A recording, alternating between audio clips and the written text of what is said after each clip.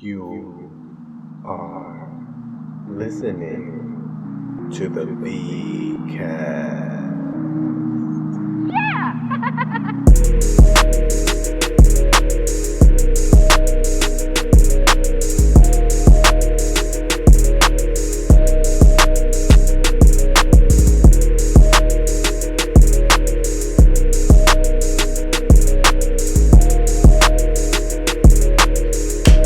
Yo, what's up? We're back. It's another episode of the Vcast. I'm Vic Cedeno. This is another special installment of Father Figures with my boy Big Mike. What up, Big Mike? What's up, dude? How you doing? Chilling, my man. How are you? I'm great.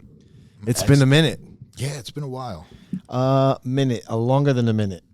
Yeah, a buddy of mine just commented on that. It's been a month. He's like, I follow the podcast, and he's like, where is it? Yeah. I was like, man, what are you gonna do, man? I know. You know, when I fall off Father. and somebody says something to me like, hey, man, you haven't... I'm like, wait, what? You listen to the fucking... Yeah, I was totally flattered by that because this is not one of our mutual friends. This isn't a dojo guy. This is like somebody that knows me. Yeah. That's listening. And there's a lot of people out there. There's like a few of you fucking losers. No, we love you. That's awesome. Yeah. It felt good. And then I realized that I'm a piece of shit that does have an audience, even a small one, and I can't get my shit together. You know, I think it's what you're saying is like so on point because I take that for granted too. When people say, oh, I listened to this episode, that was pretty cool. And I'm like, what? And I take it for granted that for some reason people listen to me. Yeah. Like, no, they do, man. I do a lot, actually. And I mean, yeah, it's not that much of a stretch because we're friends, but I've been listening a lot and it's fucking great, bro. Thanks. One, and I'm not trying to suck your dick or anything. I'm just saying it's good.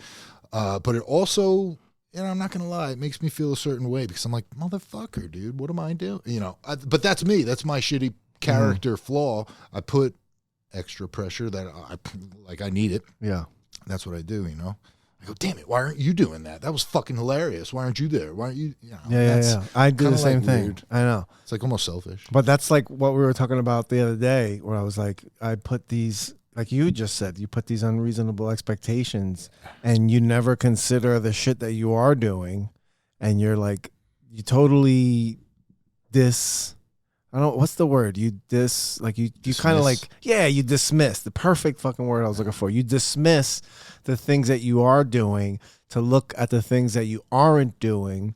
And I say we, because it's not just you. We don't give ourselves enough credit. And I think a lot of people probably identify with that.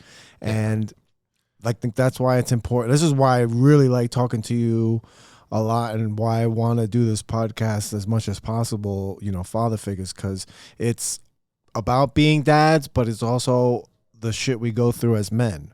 Yeah, you know what I'm saying? Absolutely. And it's synonymous. Mm-hmm. I think a lot of people identify with that. And there's other like podcasts that I've heard, like clips online where guys are talking about things like that. And I'm like, fuck, I think it's so important for men to have these outlets because we're probably not going to have, you know, we have some deep conversations, but you don't have them enough. Yeah. You know what I'm saying? And being able to have like this scheduled, you know, slide over a little bit more to me, get close to me. I want to it's fucking cold up here. We don't have these conversations enough where you're acknowledging that you overthink shit. Or any aspect. It's tough being a guy. Dude. It's even tougher being a man. Mm-hmm. A man. Yeah. And you know how different I'm saying from a guy. That. It's different than being a guy. Yeah. Anybody can be the dude, but being a man is important for you to be successful, for you to feel successful. Like there are so many strings attached to that, and it's a lot of pressure. And every day, dudes in different calibers, you know, we all have different jobs, but basically we're all doing the same thing. Mm-hmm. I want to ask you a question, and I'm going to tell you when I first realized or when I first became a man. What is a man? This is like the what is a woman question. Yeah. What is a man? Well, that's a great question, and I've been answering that my whole life. and it's always changing and progressing. But right now, for me, I think I'm very confident in the fact that a man is somebody that is well-rounded, that can handle his shit. And when I say handle his shit, I mean be a man. My definition of a man is somebody that can take care of his, for lack of a better word, dependents or family, friends, even people that don't depend on you. Like, you gotta be there and be well-rounded enough to take care of yourself, to see problems that may be coming and avoid them, and be helpful, be strong. I think a very important component to being a man is being able to be strong, even have violence in your quiver. Like the capability for violence. The capability for violence, exactly. And the most important part is having the fortitude to hold back. That's the most important part. Yeah, that's where the real strength comes from. Yes, exactly. Yeah, not like being able to have the capacity for violence, but not being pushing strong enough people to restrain yourself. Yeah, I just heard Jordan Peterson talking about this. I'm in the middle of his book 12 Rules for Life. Oh, it's so audio good. book. So good. And he talks about how a dangerous man is more capable of being a good man than a weak man, because a weak man doesn't need to really do anything to be good. He thinks he's good because he's weak, and that's not always the case. A dangerous man is good because he has to work to be good. Yes. Like, he has to use strength to not strangle you. Yep. You know, and like being able to do that throughout your day, every day, when I know women, men, kids who just get angry every day because life is fucking challenging and it puts pressure on you. So having the capacity for violence and not being violent is a peaceful man. Like, that's a good, like you said, a good man. A warrior in a garden. Yeah, exactly. But I think the things you were saying is, like, the part that caught me the most is, like, when you're saying being a provider for, when people hear provider, they think financial, and it's not always financial. It's some financial. You want to be able to contribute, right? At least, because the way the economy is, there's no, the male provider is very few and far, in between. There's like a dude on his own, unless he has a real, unless you get a girl like out of high school with you, you grew up together, like, to find a woman that's going to deal with your inability to make six figures or more to be able to provide any kind of a decent lifestyle these days, it's rare. Yeah, there's a lot more of that attitude, full of distraction and it's more 50-50 as far as financial. More the way society is now, which I think was engineered, is that you have to have both parents working, or both partners, whether it's fucking, whatever. Right. You have to have both people in a household working.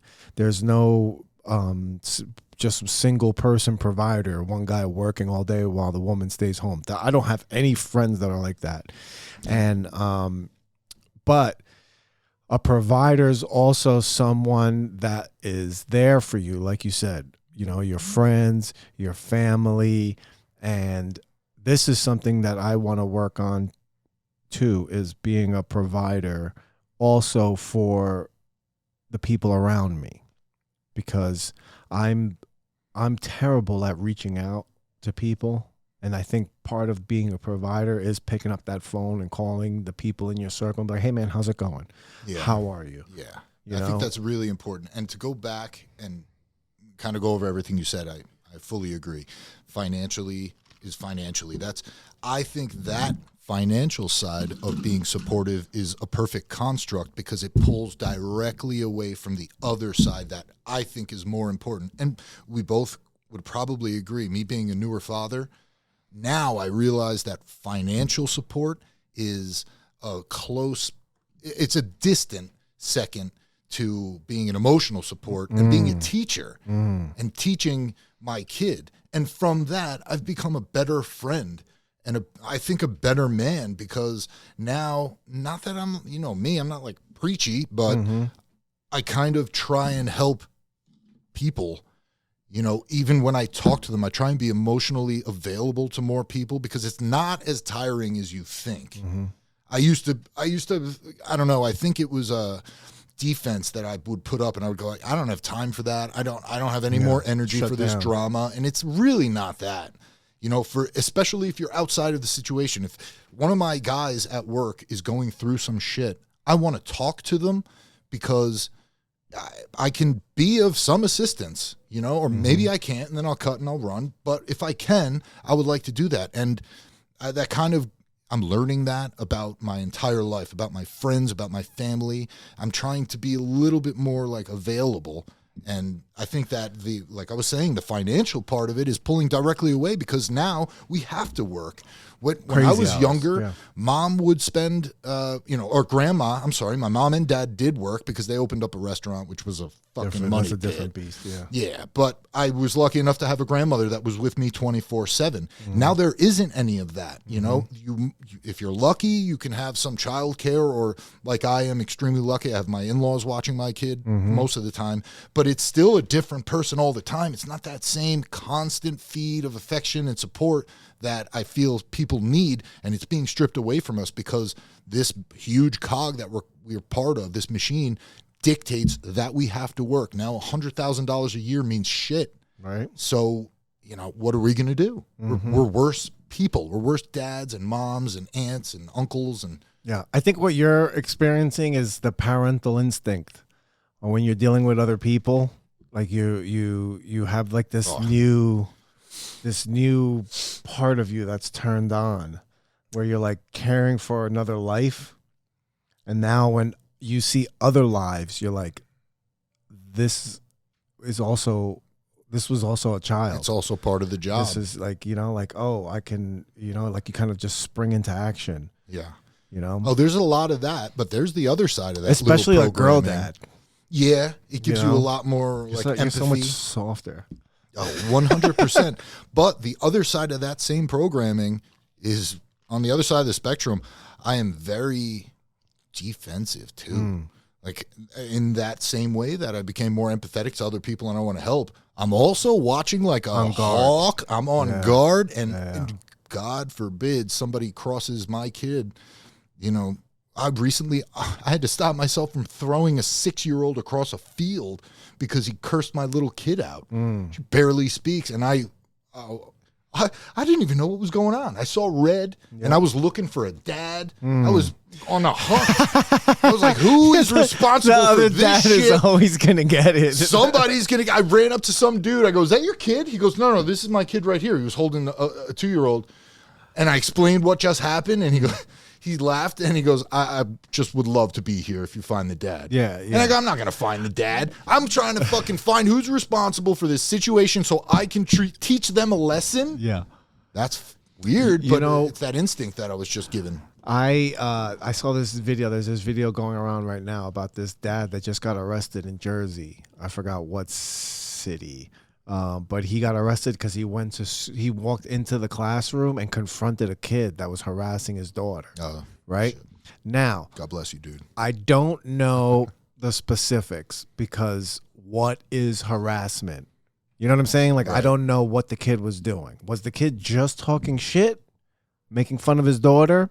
Or was he harassing her? Right. It can, like, you know what I mean? Like, it can get to the point where if your kid is suicidal and you know it, there's no telling. Or they just feel in danger. You know what I mean? Yeah. Like you feel in danger. It's just there's a difference. And the reason why I initially reacted like, yeah, good fucking dad.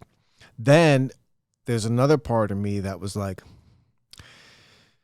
you gotta restraint. No, you gotta allow your kid to resolve conflicts on their own. Yeah. Like there's a level of backing off that you have to have, because if you don't, your kid's going to be soft. But not even soft. They're just going to be I don't want to say, like when you're not equipped, in defense and not unequipped but mal-equipped. Like you're not going to have all the tools that you're going to need to do things in life. So like my daughter comes home and she's at that age, 3rd grade, where kids have jokes, kids are mean to each other, kids hit each other, kids in her class are starting to fight, like boys and stuff. They're starting to fight, and girls are getting catty and talking shit about each other. And my daughter would come home and complain about these things. And the one thing I'm working on is just listening, not saying anything, not reacting, because this is all coming from this 12 rules of, because he talks a lot about parenting, and I'm trying to listen to her so that she gets comfortable talking to me, so that she gets used to opening up. Oh, it's I brilliant. don't want to create an environment where she feels like she can't tell me things. Yeah. So I try to not react with anger, even though that's difficult for me. Oh man. I'm very short-tempered.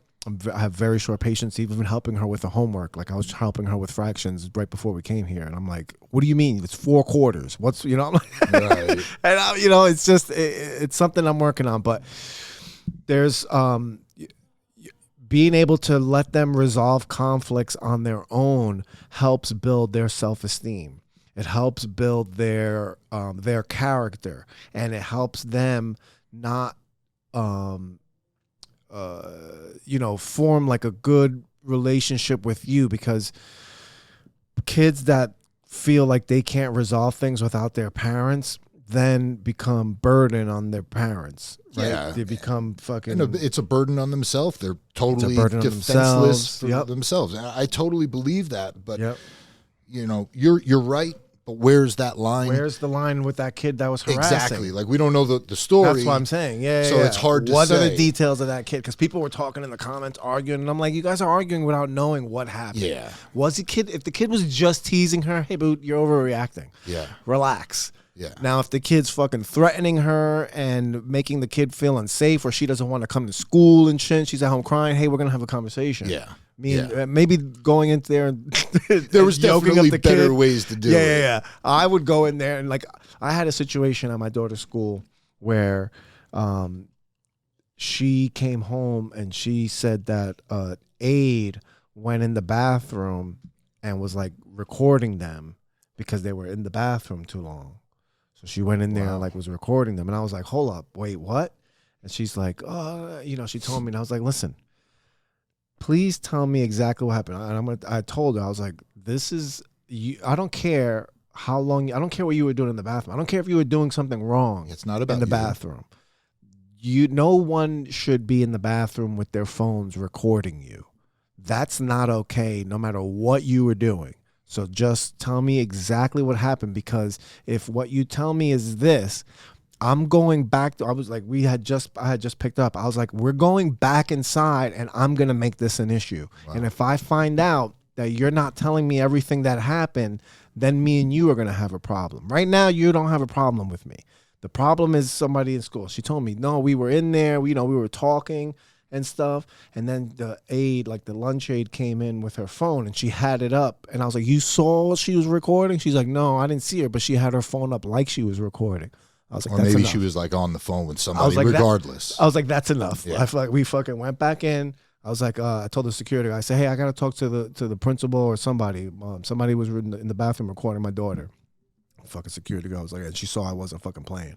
And she went in, got the vice principal. I went and talked to the vice principal, told her what happened. And she was like, well, nobody is supposed to be in the like the teacher aides aren't supposed to be in the bathroom with their phone. Nobody's supposed to have their phone out. She's like, I'm the vice principal and I can't have my phone out other places. She's like, so that's wrong right away. She's like, let me investigate. I'll call, I'll at the end of the day, the aides are gone. But I'll look into it first thing in the morning, and I'll call you, let you know. Like, all right, fucking first thing in the morning came, she never fucking called. Oh, I'm on the fucking phone. Good for hey, you. what's going on?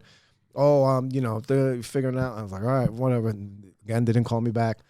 So when I was like, I'm not calling again. When I went to pick the kid up, this time I just went, before even I got to the kid, I fucking Just went went right inside. inside. Yeah, I went Yeah. right inside. Hey, what's the deal? She was like, well, I talked to the aide. She wasn't recording. She said she just had her phone in her hand. I already told her that that's not okay. We reprimanded her for having her phone.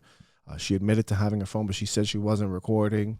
And then I was like, all right, well, just so you know, like, this leaves a bad taste in my mouth. Like, I don't feel this doesn't feel resolved to me. Right. And she's like, well, what would you like me to do? I was like, that's the problem, because I don't know. Yeah. I don't know Good how this articulation. situation is resolved. I appreciate you looked into it, but whatever. And then I told her, I was like, it is what it is. You're aware of the situation, and like I was trying so hard not to threaten.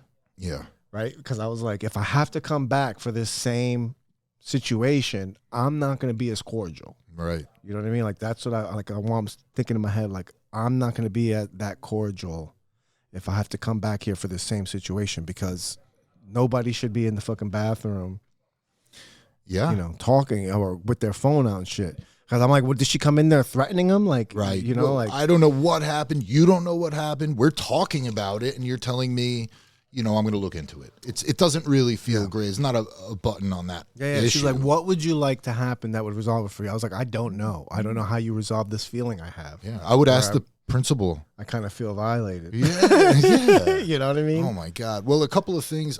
My thoughts on that are probably obvious, but as an outside perspective, first, when you started telling that story, I felt that energy and the emotion come from you. One, from the story, because I can totally relate and I can find myself deep in that situation, but also coming right from your voice. It translates real hard.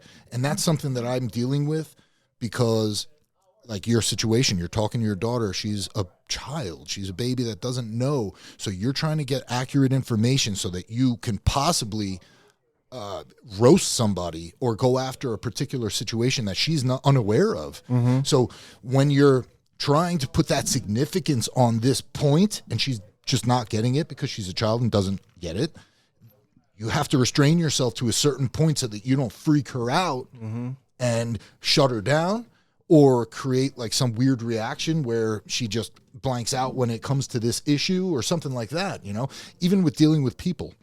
Dealing with my wife, my own wife, she's soft, very pleasant person, but she's very soft. So when I try and get information from her and I hear something like that, in particular, it stands out in my mind. She was out at a business meeting, and let's just say there was a guy in the business that she's in that is known to get inappropriate with women and made his mark on my wife. So the initial conversation, of course, is happening while I'm on a road trip 2.5 hours away. And right at the start of it, hey, sweetie, how are you? How was your night? And she begins to tell me about this. And I'm like, whoa. And I already, she's just started out with this guy, blah, blah, blah. And I go, whoa, what did you just say? Mm-hmm. And now what did I do? I just instilled defense in her because I went at her because my emotion. Yeah. So she thought immediately it's not that she wants to hide something from you. It's she doesn't want to fucking. She set thought off she did the something fucking wrong. Nuke. Yeah, she doesn't want to push the nuke. Just button. like a little kid, I'm like, no, you're not. You don't even know where I'm coming from. I just need you to be 1,000% clear right now. And now she's so nervous because I just laid that on her, and she's like, blah blah blah blah blah, and I'm like, shut up and fucking tell me what I want to know. And the poor girl doesn't know. And I realized after that conversation, when I finally calmed down, that was all my bad. I delivered that wrong because I didn't have a grip on my emotions. It's practice. Yeah, it was practice. And now, from you telling me that story, it was really obvious. Like, holy shit, I'm going to do that to my kid, and I'm going to scare the shit out of her when it's not her that needs to be scared. And that's I've already done that, and to the point where my daughter, I probably put a little bit too much fear into her, yelling at her, especially when she was a little kid. Like, I would just yell like dumb shit and make it like such a big deal. But that's learning. That's too. part of how I grew up. Yeah. Was, on my mom's side of the family, my father's side of the family is like super like Christian and laid back, docile. My dad was very quiet. My dad would fucking snatch people up in a minute, but quiet. He was a calm guy. He never flipped out on my brother and sister. Like he was not a yeller, intimidator. He was never like that. But he would like, one time they were driving, my mom, my brother and sister in the backseat. My brother and sister were fucking like 12, 10 years old, like around that age. And they're driving in the car and like some guy on a bike like yelled at my dad because I guess, he fucking did something. He hit the car or something. And the guy on the bike and my dad, like the guy started yelling at my dad, got out of the car and just snatched him up off the bike, fucking shook him like that. Like the guy had pulled the knife.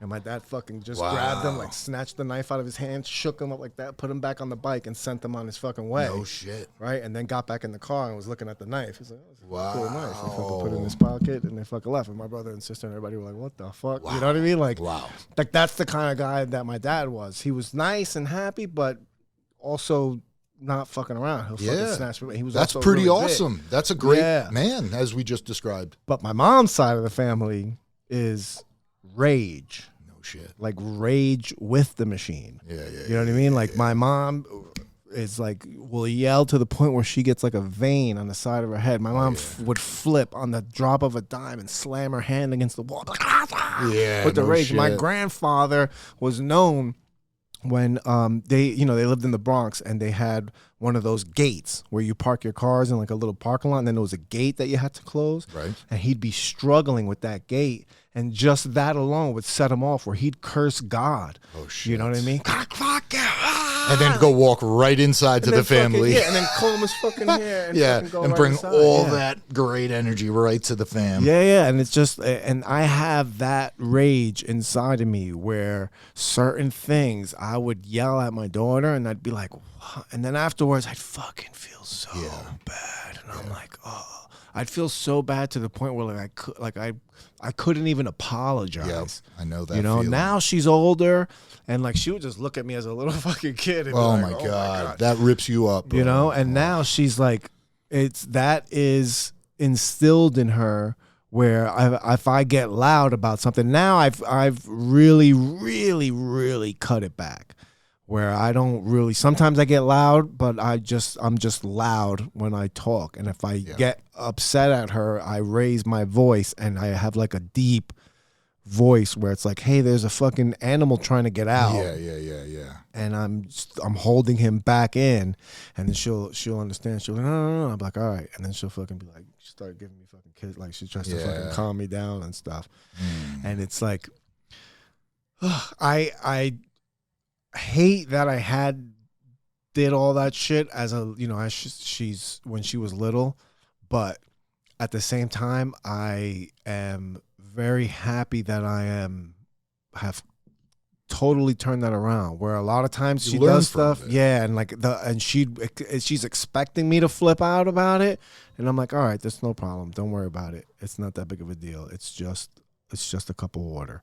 You know what I mean? Don't worry about it. We'll clean it up. 100%. Try to be more careful, and like I'm not flipping out about shit like that. But I'm still impatient doing fucking fractions. Where I'm like, come on, it's 3/4. How many quarters in a dollar? Yeah, I know. The frustration will drag that out.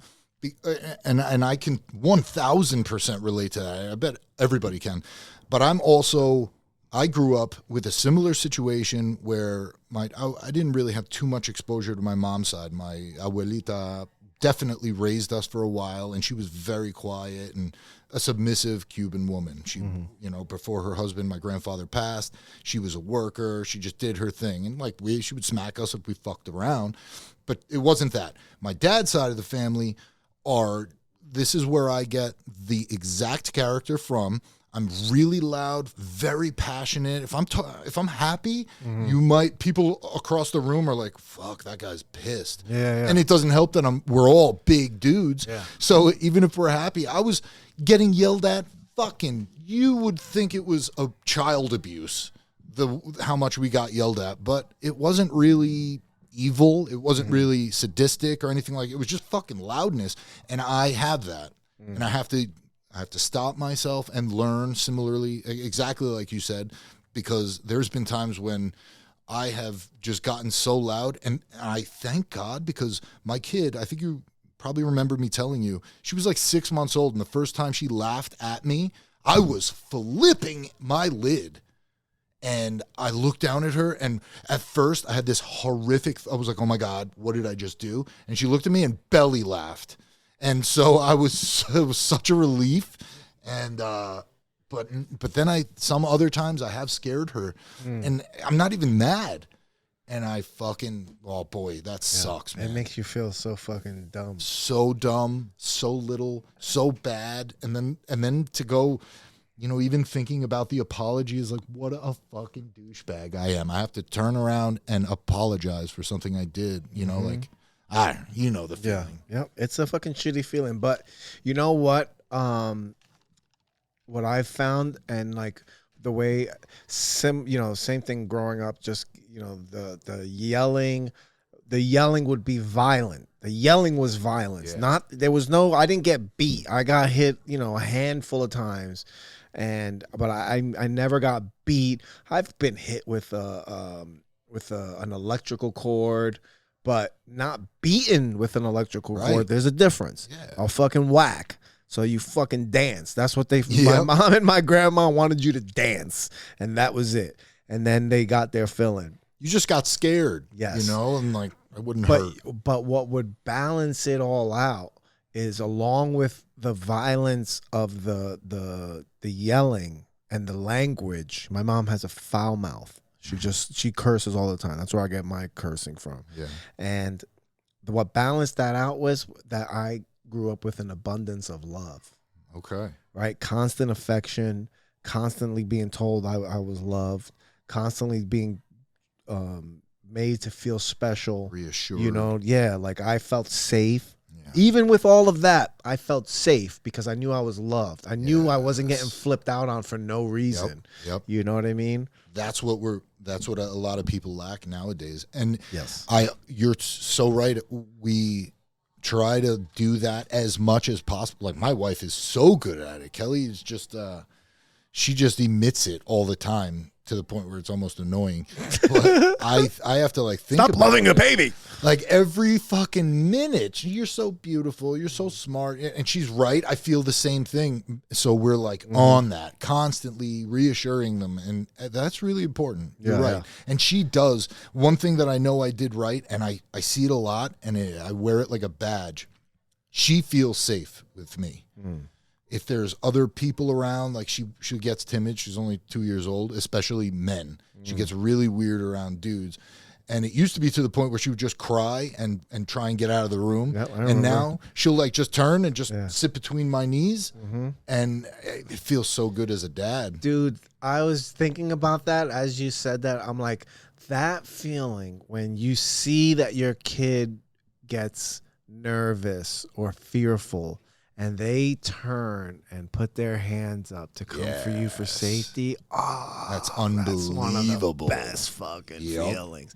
That's unmatched. A lot of people don't want to have kids and shit, and they'll never know what that's a shame. Like, that's that's something that you can't buy. I can't even explain it to you. You could think about it and go, wow, that's cool. No, you don't get it. That shit changes you, like you were saying before about how you react on people different, and it's those experiences, like the first time my daughter grabbed my finger and held it with her little hand. You know what I mean? And I'm just like, oh my God, like this the little first fucking hug? life. The first hug. That was wild. I was looking through my photos on my phone, looking for I don't know what the hell I was looking for, and I was like, way back, and I was like looking through shit that when my daughter was like 3, and I came across this video where my daughter's sitting on my lap. I'm fucking recording.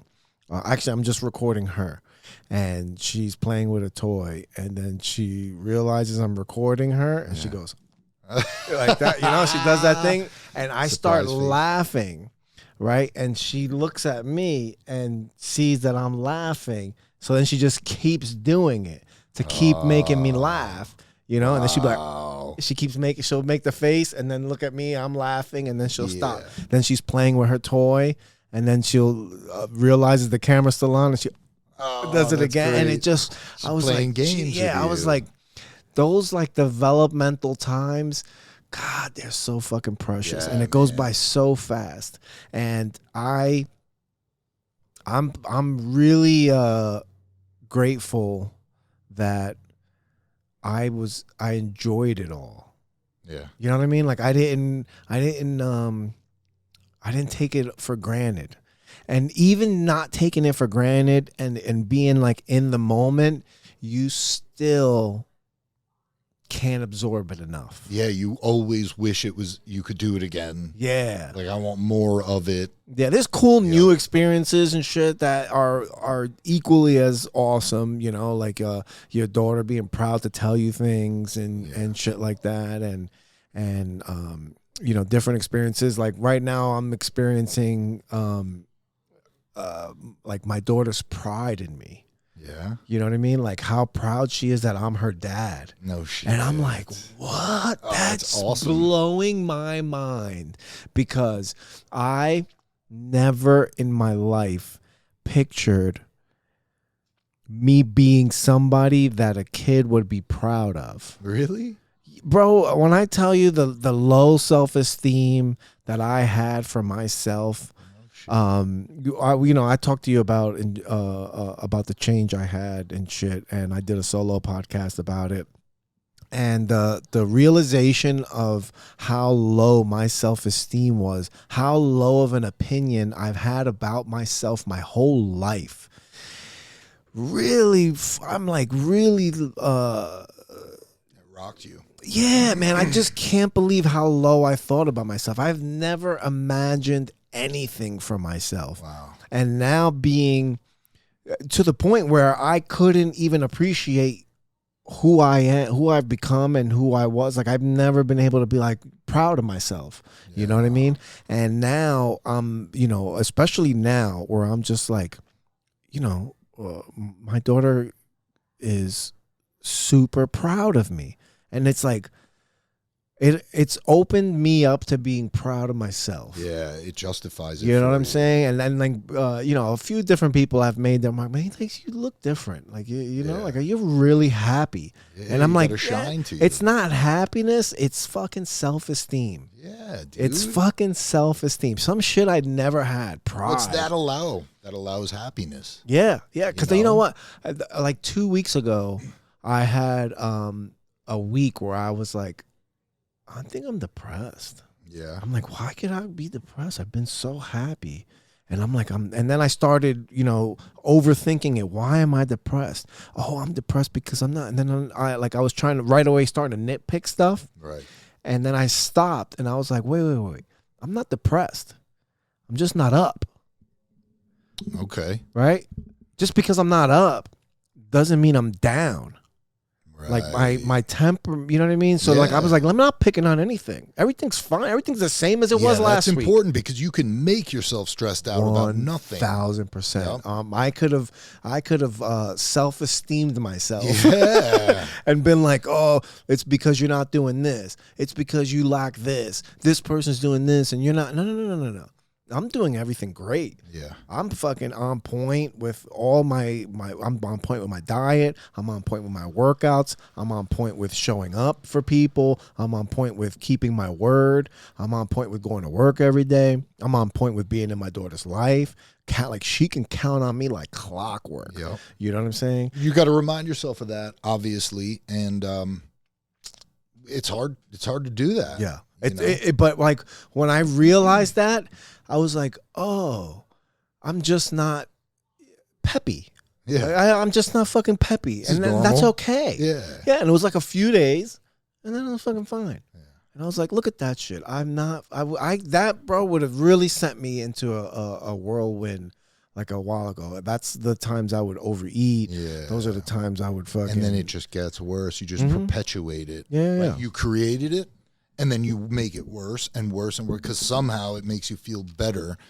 For me, yeah, it somehow makes me feel better to like justify why I'm having such a rough time instead of just going, yeah, well, it's not that bad. Let's just roll. That's it. Just keep fucking going. You know what I mean? Like, I've had this attitude about working out and doing things. I need to spread this philosophy, if you call it that, but this point of view to other areas of my life. But I've been practicing it with working out, where I've been going to the gym every day at 4:30. And when I wake up in the morning, I don't want to go, right? When my alarm rings, I don't want to go. And I've been trying to talk myself out of not going. But here's the difference. I've been telling myself, you go to work every day and you don't want to go. Yeah. Like, you got to be, this is work. You have to do it. Like, you know what I mean? Like, the same muscle Yeah. that makes me get up and go to work every day and not burn sick days because I don't call out of work. I used to call out of work all the fucking time when I was a fucking young man. Yeah. I'd have a job, and at least once a week, twice a week, I was calling out of work because I didn't feel like going. There's no, I don't feel like going. Like, there's just going. I just have to. Yeah. You just have to. So the same way I do that for someone else, the person that owns the company I work for, Yep. I do that for myself. Oh yeah, And that's a great and- way to look at it, Bro, that's changed everything because I'm like, all I got to do is brush my teeth. Once I brush my teeth, the rust is putting my clothes on and leaving. Yeah. And sometimes I drag my ass doing it, but I do it. And that has built another level of self-esteem where, like, I need to spread that to writing. I need to spread that to other aspects of things that I'm doing, because a lot of the times I'm like, you know, whatever. Right. But I've run hard. And then I beat myself up for relaxing. Yeah, for not running hard enough. That's what I was gonna say. Like, I'm very similar, like, to that, and almost on the opposite side of what you're saying. I look at what I've already done, and at different times of my life, and I say, well, I used to get to the gym 7 days a week for years. Why can't I do that? Well, that was a different focus. It was a different part of my life, so I had a different focus then. Now I just simply cannot do that. But instead of convincing myself that or talking to myself about that, I just beat myself up and I go, well, why can't you do that anymore? Well, because I had to be well-rounded. I had to take care of other things nowadays. And it's hard for me to swallow that pill and go, all right, take a back seat, be happy with what you are doing, because I can't get done everything I want to do unless somebody adds 20 more hours to a day. Yeah. And I don't think that's, so on the opposite side, it's almost like I do consider what I've already done. And instead of patting myself on the back, I go, why aren't you still going that hard? Why aren't you doing that? So I think that it's also important for people to stop and regroup and go, where are my focuses? Where should they be in my life right now? It's not the same guy I was 5 years ago or 10, obviously. So where should my focus be? And then work from there, because I want to focus on so many different parts of my life that I cannot right now. Can't happen. And so instead of beating myself up about that, let's be efficient. Let's move on. Let's mitigate the downtime and fix the issue. If I have an issue with myself and how I feel, well, what are we going to do about it? All right. If I can't do that, if I can't get to the gym 7 days a week, well, what do I really need to focus on? Get better at that. And then that's going to help me. It's going to pick me up from the other side where I needed that self-esteem. And then hopefully at another point in my life, I'll get back to where I want to be, or find that ball, round that ball out again, be more rounded, so that when that gives, when I don't have to do a GSSF match or whatever at work, then I can get to the gym, and just allow yourself that much fluidity so that you don't stop yourself. I think that's the biggest part of what people do to themselves, is stop themselves instead of thinking, how can I help myself? And it's not a conscious move. It's totally subconscious. Yeah. I think that you get like this to this level where in the book, The War of Art by Stephen Pressfield, it's like a book about writing, but it's also a book about the resistance in your head.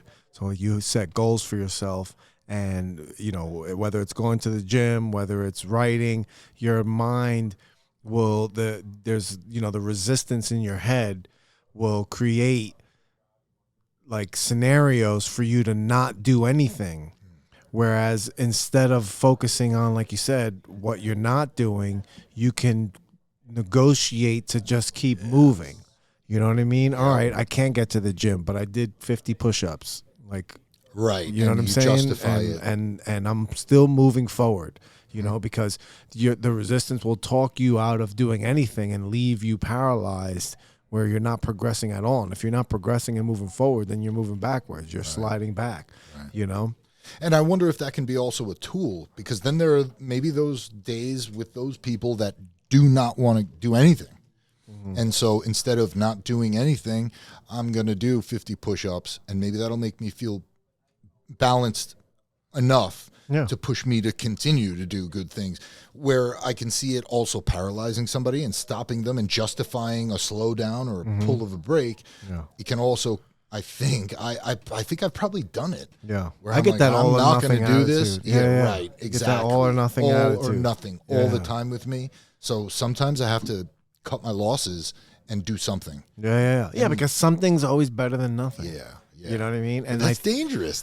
Where do you find that balance? Yeah. Something's better than nothing. Yeah, but you kind of fucking should have done more than that. And that's my constant battle. Yeah. I think we talked about that before. Probably. Right? Something's better than nothing. I feel like I had that conversation where it's like, well, yeah, something is better than nothing, but what if you start using that as a crutch? Yep. And you're like, well, I did something. But yeah, but you could have done more. Yep. You know? And yeah, that is a fine balance that you have to walk. But I feel like what I would do is with the all or nothing attitude, especially with like dieting or going to the gym. Like if I can't go to the gym, then I'm not going to do anything. Yep. You know, and then if I can't do anything today, then I'm not going to do anything the rest of the week. I already missed one day. I might as well keep, you know what I mean? Such a slippery slope for me. Fucking if I break on, and you know this about me, I'm super strict about my diet because that's the only way I'll get it done. If I fuck up and I eat some carbs, then for the rest of the day, I go, I already fucked up. And I'm eating all of them. Dude, I don't leave anything. I'm planning a party. But it's weird because so April 1st will make 90 days that I've been on the carnivore diet. And I've told myself I want to do 90 strict days. And then I want to get my blood work done and, you know, see that I don't see your progress. See, well, not even see my progress. Just see that in my head, this, you know, everybody talks about, it doesn't fuck with your cholesterol. Well, I want to see right now my own blood work, right? And see that it doesn't fuck with my cholesterol. And then I was like, I'm going to eat something. I'm going to eat something. Yeah. But like, then I've that was like in the beginning. I was like, I'm going to fucking pig out, right? But after being on this for so long and how I feel, like I don't want to pig out anymore. What I want to do is I want to add fruit. I want to add strawberries. I want to add blueberries. I want to add bananas. Nice. And eat those things as like my first carbs so that I don't fucking go into fucking diabetic shock. Good move. Right? Because I got a box of chocolate in my cabinet that my daughter got for her birthday from what's the name? It's a chocolate place in Garfield. And, Oh God. Krautzer's? No, that's the one in Pat. That's the one off 20. Yeah. There's that place, but I forgot the name of this place. Anyway, it doesn't matter. This place has this great chocolate covered crackers. Oh, right. Nice. They're like fucking Ritz. No, they're long. They're like this. They're long, and they have like this white cracker inside of it, and the cracker is very thin. You barely. The fucking thing is this thick, right? But it's just a thin cracker inside. So it's almost like a Toll House cracker, right? But a very thin, like a fucking wafer, and then it's just mostly chocolate. I have a whole box of them, a fucking big box like that. And I'm like, when I crack that open, that's my favorite dessert. That and Ferrero Rochers. Oh yeah, the little ball things. Yeah, the gold little balls. Yeah. Those are my two favorite chocolates of all time. Like I will fuck those up if you put them in front of me. So like I want to eat that, but I'm like I don't want to jump into that. I want to just give myself a little bit, because then what I want to do is this is how I'm going to eat from now on. Mm-hmm. I want to stay, mostly carnivore, but like, I want to eat like avocados. I want to eat fruit and things like that and just keep it balanced. But I don't want to go back to all the processed food. Right. I'll eat pizza and stuff once in a while. I want to live a fucking normal life. But I feel like with this time that I put in, I've developed a discipline. Sure. That's the thing that I've gotten the most out of this is the discipline that I've been lacking for so long. I used to fucking eat fucking tilapia like it was a drug. Yeah. You know, like during my fucking Savage Men days when I was working at the fucking Mail Review, like I was on point with the diet. But I was also cheating once a day. And I was in that bodybuilder bro science I could eat whatever mentality. I want because I work out. And all it did was hold you back. From that exactly. Last little plateau. Exactly, because mostly the fucking juice was fucking driving the fucking car. You know what I'm saying? The fucking Winstrel and Trembling was driving the fucking vehicle. But I was disciplined all week long, you know, and I fucking lost that discipline. I got it back a little bit. I was doing if it fits your macros and stuff, but I genuinely feel that eating whole foods is better for me. Like it just makes me feel better. Yeah, you recognize now that you're doing it. Yeah. That's classic. You're recognizing the actual change in your body, and you love that. Yeah, I went through that. I've me and keto are close friends, and paleo like forever. For 6 years, I've been doing it on and off. But the last stint I did was like 3 straight years of super strict, and I loved it. But what it did was uncover a real relationship problem that I have with food. And this came from when I was a little kid, and it's teaching me to be a good dad about this, because little kids get chubby. You know, it's natural almost to be healthy.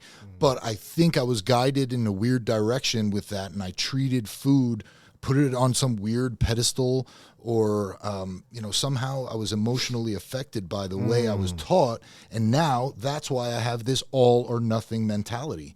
I'm telling you, when I look at foods, like you were just describing your favorite chocolates, or if I think about my favorite candies, which are sour candies, I don't think about tasting them.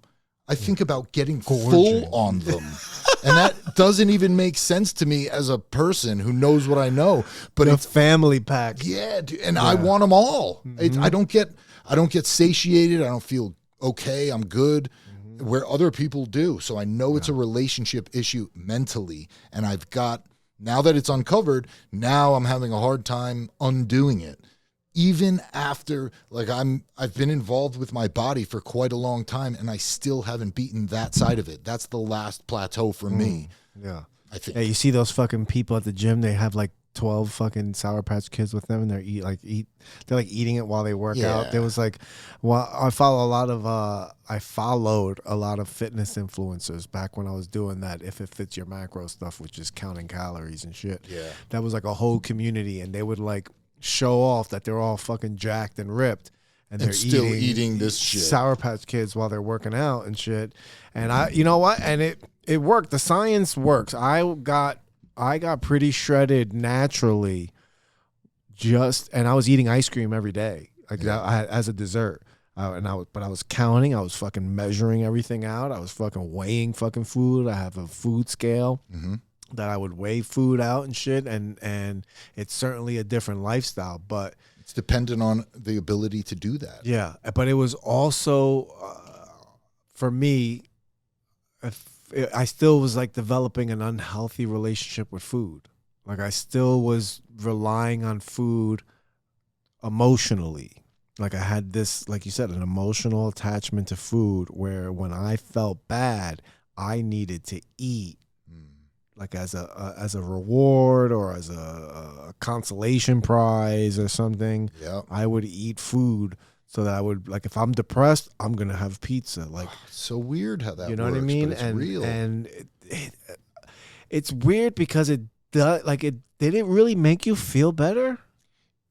There were times in my life where I didn't realize it then, but now looking back, I'm like, wow, that was comfort food. You know, at that time, it made me feel better. Yeah, it could help. It got me through a dreary day. You know, I'll remember bad day at work. Work. It was a really rainy day. I was on the back of basically a garbage truck pulling recycling. It was freezing. I just ran fucking 8 miles, Got out of work at 1 o'clock in the afternoon, so that was an early day, but it was raining and cold. And I'll never forget, I went home and I felt depressed. It was gloomy and rainy, and I ordered myself a pizza, wings, and pasta, and I just fucking ate it. And I felt way better. Yeah. It is a party. Yeah, it was like a reward. Like I was like, fuck it. We're going all out right now, Mikey. We're going to get through this shitty day. It wasn't that bad, man. No, but you know what? It helped. does. It does. I guess there's like something in your head that's like a serotonin hit, right? With not even just the food. I think it's also the ritual. Yeah, it's the allowance. It's you giving it to giving in and going like, all right, treating yourself. Yeah, this is a fucking treat. And I had a bad day at work. This was within the last year, like within like 6 months, maybe last year. And I had a really bad day at work where I punched a fucking bathroom stall. Right. And I dented it and hurt my like fucking knuckle. Whoa. And I remember leaving work and telling my boss, I don't think I'm going to be back today. No shit. I can't function. This is, I was having a problem with somebody at work where they were. I don't have a problem having conflict with people. Your butt heads at work, whatever. I'm very professional where if I have a problem with you, we have a disagreement or a conflict, I don't bring it the next day. I'm here to work. I'm not here to make friends anyway. I'm not here to fucking have a frat party or whatever. We can move past it. We can move past it and be professional and just keep working, right? Whatever. But my problem with this person was that they were trying to take me out. Oh, they just kept pushing at you, and you felt it. Well, they were doing things and to make me look bad, and they were like intentionally trying to. I don't know if it's get you fired up, so that you would get yourself fired or something. No, they were like reporting me. Oh shit! Like you know what I mean? Like snitching on me, and being completely wrong. But their desire to get me in trouble, like it was a personal vendetta, didn't allow them to think things through. And they were, this was the second incident that I flipped out like that. The first incident, the person sent an email to the executives of the company, right, for a mistake that the customer made. The customer made a mistake and didn't reserve an appointment with the building. So when we showed up with a whole truck full of delivery, they weren't allowing us in. The truck had to come back. Now, was that going to fall on this other person, and that's why they defected? They got mad because it falls on them. They had to deal with it. The truck had to come back. It had to get unloaded. They didn't have to do it themselves, right? But they had to hear from a customer about it. So then they just easily put it on this guy that works here, who I don't like anyway. Yeah. So he right away told the fucking executives of the company that I don't care about my job, that I don't care about the company. Like this is the kind of careless mistakes that I make, and then it wasn't my mistake. We confirmed. Everybody confirmed the appointments. We confirm appointments 24 hours. Like that was their job. They confirmed the appointment. The customer said yes, everything's good to go, and then we showed up and it wasn't good to go. The building wasn't notified. So everybody told him, like, what are you talking about? Like everybody was like, this has nothing to do with him. Oh, you good. know what I So mean? you Like, kind of instantly had I didn't need, protection. But they were in, and initially they're like, oh, what'd you do wrong? And I'm like, I didn't do anything wrong. And I showed them all the documentation. They're like, oh, so it wasn't your fault at all. This is, you know what I mean? Like, so then we had a meeting one day to resolve that. And I'm like, you did this, like to intentionally get me in trouble. And that's like shitty. Yeah. You know what I mean? I confronted him in the meeting and whatever. He just, played it off, didn't apologize. But I was like, whatever. I said my piece. Again, I'm professional. I can move on. Then we had another scenario, almost 2 years later after the fact. But all this time in my head, you're a fucking rat bastard, and I'm one scenario away from fucking choking you up in front of like in your desk, like that's where your head goes. Somebody intentionally. Oh. So that there was another scenario where again, this person was not talking about me in a kind manner to other people, and I I was trying so hard to like, you know, it just sent me in a fucking tailspin. My problem more than him, and what really got me more angry was not him specifically, was the fact that I have that he's putting me in a position where you're jeopardizing my livelihood and my ability to take care of my family. Yes. Because you're a piece of shit. Yep. You know what I'm saying? He ended up getting fired, by the way. Wow, which was fucking good. fantastic. But and I never wish bad on anybody else, but fuck him. And so that day I had a fucking problem with him. All that fucking backstory just to say that day I had a problem with him, and I left and I told my boss I wasn't coming back to work. Usually what I do is I leave, I go pick up my daughter as my lunch hour, and then I work from home the rest of the 2 hours left in the day. Right. But I told her, I was like, hey, I'm going to pick up the kid. I'm not working today. I was like, I'm going to be done for the day. I'll be back tomorrow. My boss was like, all right, I understand. And then I left, and as I'm sitting in traffic, here's a fucking crazy thing, you know, when things happen for a reason. I'm sitting in traffic at 2 p.m. in standstill traffic on Route 3. And where that would have flipped me out, made me flip out, it actually calmed me down. It gave me time for me to fucking settle and sit. Right, you know what I mean? right. Like I wasn't so furious. You were in a decent mindset at that point, because traffic can do that for you, or it could set you off. At it the other way, it could set you that's- off. Like, oh, what the fuck is wrong? You know, but it didn't. I was like sitting in it, and I was like, all right, and I fucking mellowed out, and then I was like, you know what'll make me feel better, bro? Some Pizza Hut. I fucking the know. Hut. Yeah, because I was That on a red kick. roof. I was on a kick for they have those specials that you get on the app, and I was on a kick where you would get the large pie and a fucking cookie. They have those cookie pies. Yes. Where you can oh my God. I was on that kick. So I was like, you know what? I got a fucking pie and a cookie, and I was like, life will be all right. Yeah. And then tell me I pick up the pie and the cookie, and I get home and I open up the pie and the fucking pizza was deformed.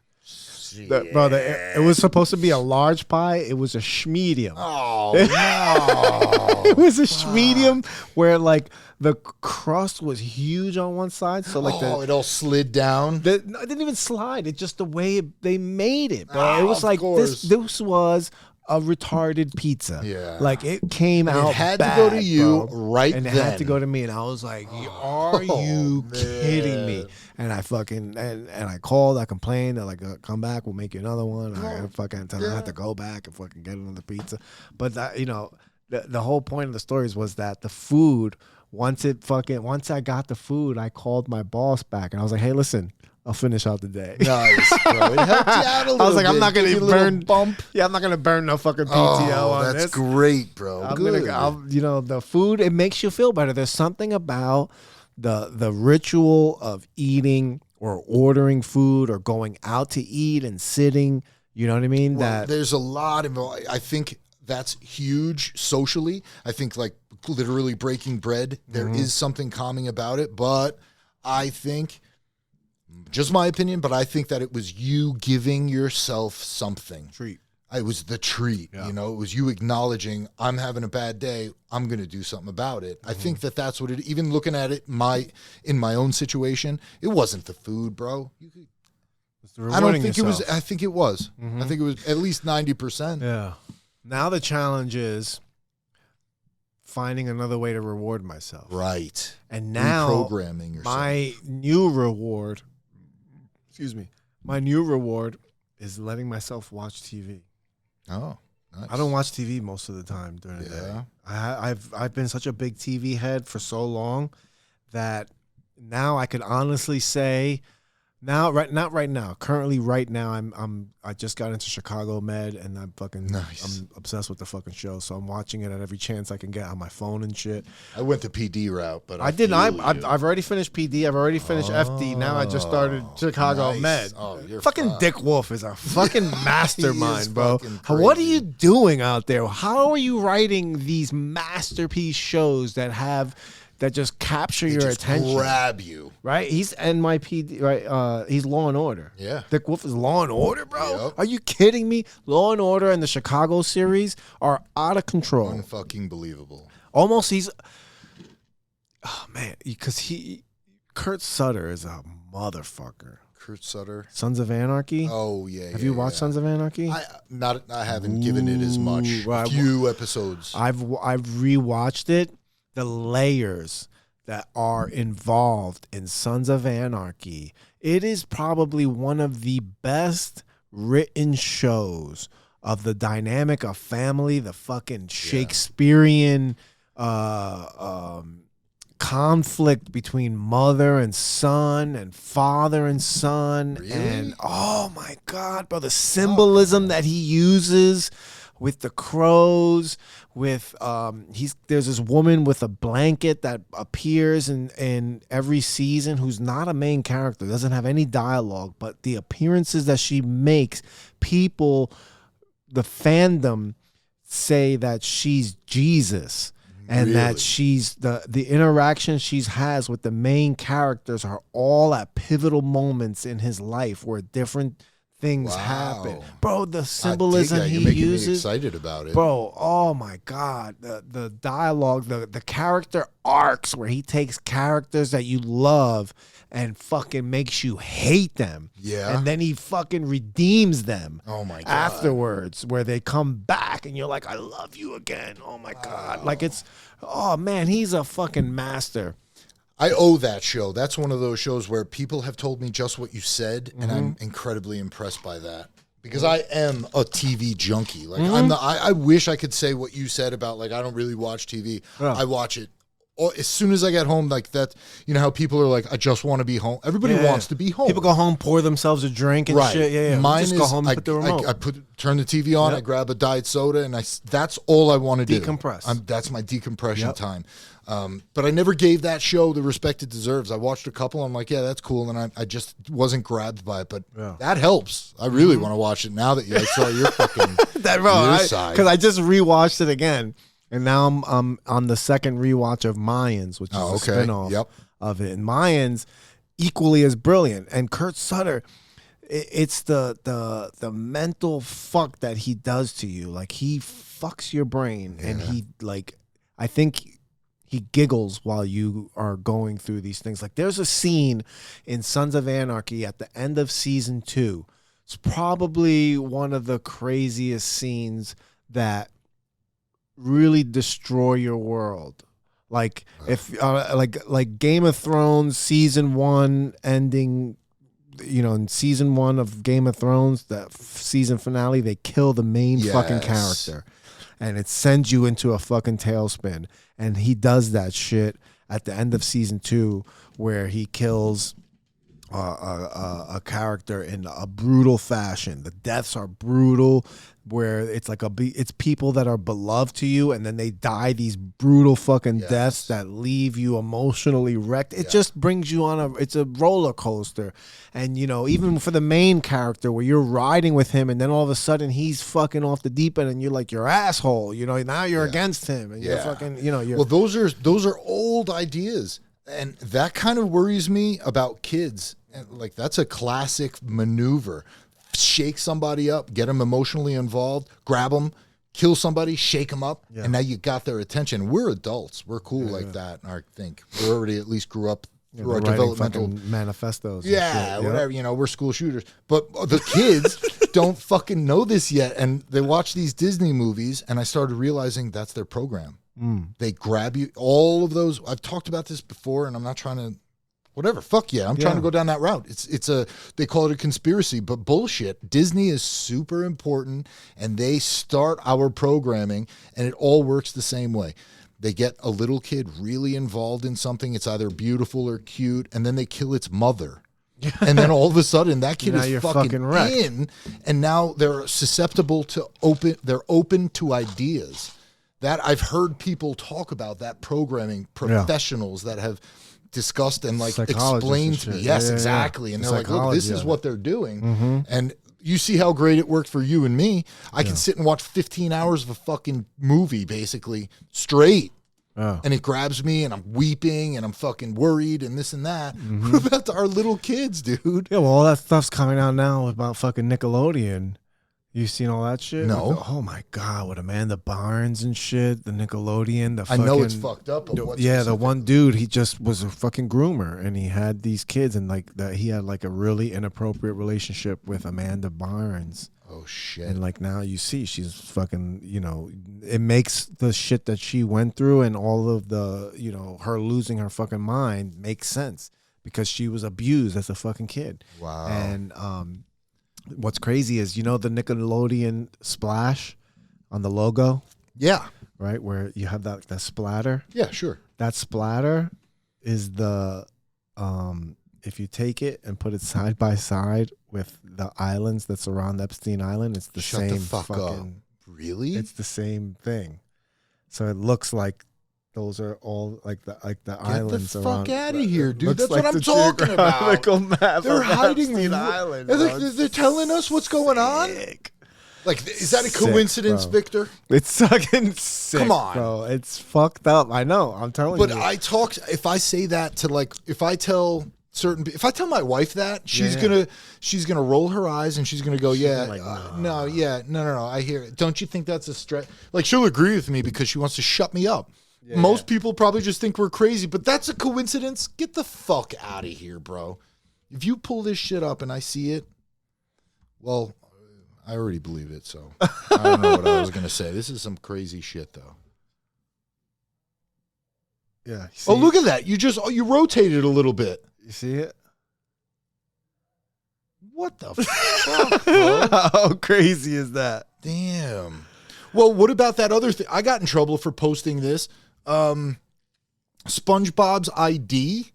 Did you ever see that? Oh yeah, that's what came up when I looked. SpongeBob's address is not Jeffrey Epstein Island from Reuters. I thought Reuters is full of shit because I still framed it from the fucking episode because I thought it was full of shit and somebody photoshopped it, and it was not photoshopped. That's the address, unless that's not his address. Yeah. But Which that's is the wild. same one that I saw of the island. That's apparently the real address. It's wild. Soggy bottoms. That's fucking.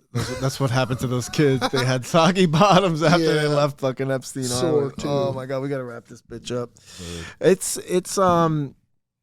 a trying time to be a parent in any capacity, but I think any like takeaway that I get from this episode and from this conversation is nobody's perfect, but showing up every day and just being present and trying to be better, recognizing your faults and trying to correct them, and, you know, is so much more than what a lot of kids are lacking today. So many kids have parents that might provide financially, but are not there for them emotionally, spiritually, physically.